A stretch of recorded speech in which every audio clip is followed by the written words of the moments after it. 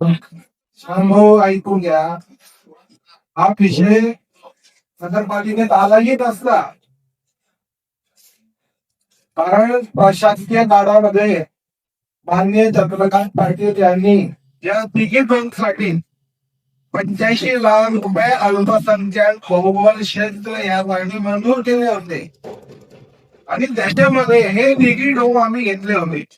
आम्ही तिघी डोकच्या एनओसी आणि प्रशासकीय टेक्निकल काम, प्रशासकीय मान्यता हे पण झालेली होती.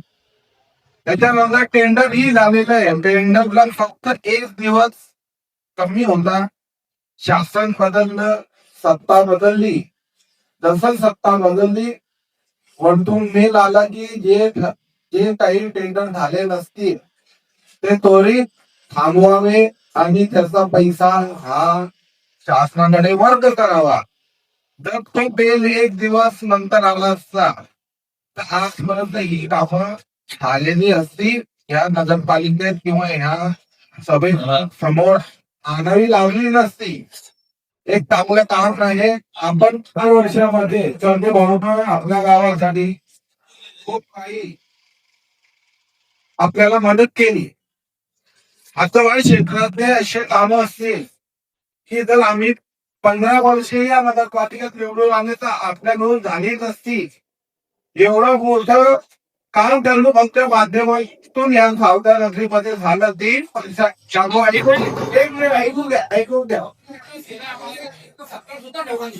अनेक सत्कार आम्ही केलेले आहे. तुम्हाला फोटो टाकून देऊ आम्ही. जेवढे फोटो आणि व्हिडिओ टाकतील मी तुम्हाला टाकून देईल.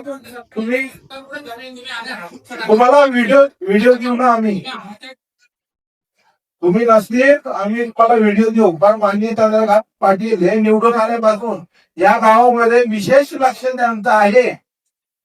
सोमेश्वर नगर असेल की कौसिया नगर असेल, पनापीर नगर असेल, या भागात न गटारी होत्या न रस्ते होते.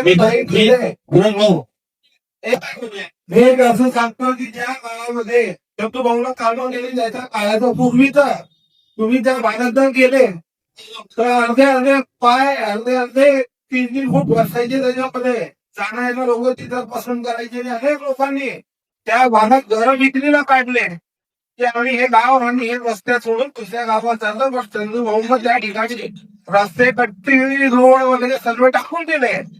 आणि आज काही गावांचे रंग त्या ठिकाणी जाऊन ते रस्ते कुठून पाहताय ते उंबरायचा प्रयत्न करता, उंबरले गेले नाही. माझं म्हणणं त्यांना असं आहे की त्या काळातून तुम्ही कुठे गेलं की त्या लोकांना त्या गोष्टीची आवश्यकता होती. त्यावेळेला तुम्ही का नाही पोहोचले त्यांच्यापर्यंत? त्यांचं दुःख तुमचं का सहभागी झालेली तुम्ही आम्ही केलेल्या कामात तुम्ही नुक्स टाळताय. त्याच्यामध्ये छोटी छोटे काम असतील की हे झालं आणि हे झाले. चला मी त्याने करतो. आपण सर्व मिळून आपण अनेक लोकांचे व्हिडिओ आले का लक्षात?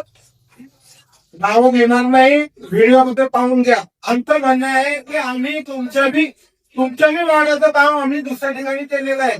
प्रशासकीय मान्यतेसाठी आम्ही पळापळ केलेली आहे. माझं म्हणणं आहे की आता आपण निवडून आले ना त्या भागासाठी काचेचे रस दाखव. तुमच्या काही तर हिंमत माझ्या हिंमत आहे. आपण काचेचे रस टाकू. पण झालेल्या कामाला तुम्ही तर चुकीचं दाखवताय की हे असं काम आहे ते कसं आहे. त्या लोकांची परिस्थिती जाऊन त्या ठिकाणी त्या वेळेला जे काही अजून सुचवून घेतात त्याला मंजूर करा. आज खराब करायचं काही पैसे आलेले